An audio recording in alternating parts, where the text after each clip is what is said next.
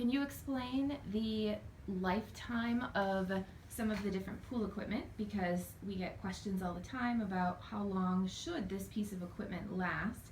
And then, is there a right way to go about fixing things, and is there maybe a shortcut way that would I get the gist of the would question. you have any Okay. advice on? So that's something we answer quite often is how long is a pump supposed to last, or a filter supposed to last, or a heater supposed to last, or a salt generator supposed to last? And they certainly are not designed to last forever.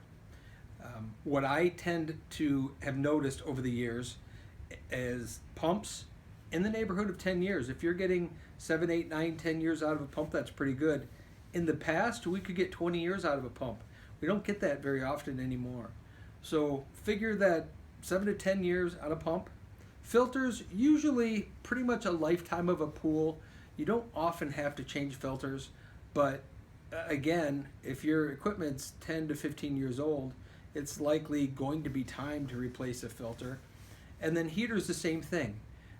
This is one thing that people really frustrates people, is that they spend all this money on a heater and it just doesn't last. Well, there's several things that can go wrong.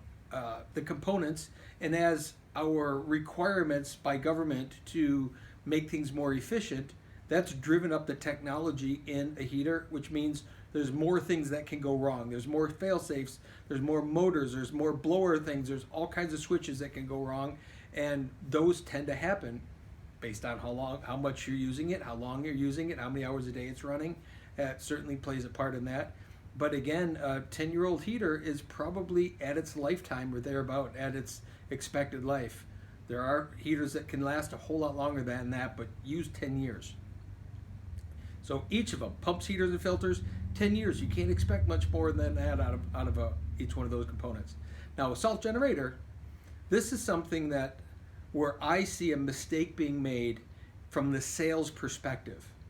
Salespeople love selling salt generators as the cure-all to never having to buy chlorine again.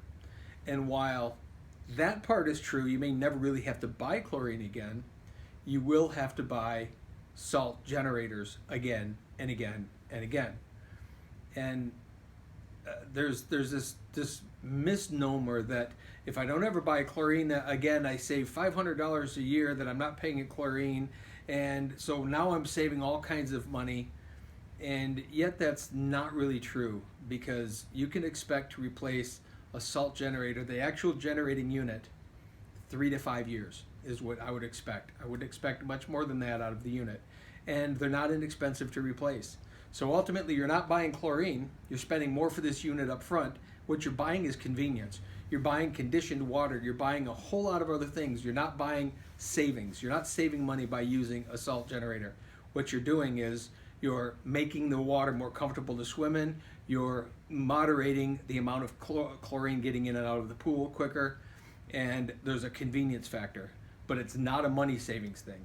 You really can't expect more than 3 to 5 years out of a salt generator anymore. And if you look at the mechanics of it, there's titanium plates inside there that are constantly charged, and there's this electron thing happening and this charging that's going on inside of that unit, and it just can't be built currently to last forever.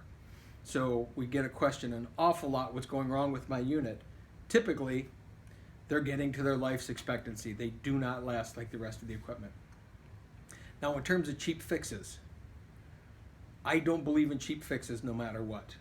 There are certain times where you can piecemeal something back together, but it's not worth it like it once was.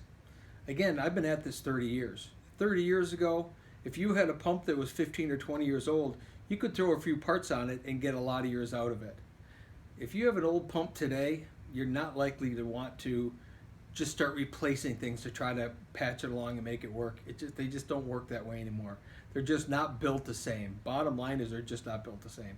As we know that in all things, it's not built the same. So I'm never going to recommend cheap, quick fixes. There's times where you have to make things happen. I get it, but that's not a really good long-term strategy. Heaters are one of those things where you could nickel and dime it and nickel and dime it and nickel and dime it, because there's so many individual components that can go wrong, and you can replace one at a time, and by the time you've done that, you've bought another heater anyway. When it gets to the point where there's just so many things happening wrong with the heater, the best thing to do is to bite the bullet and just buy a new one.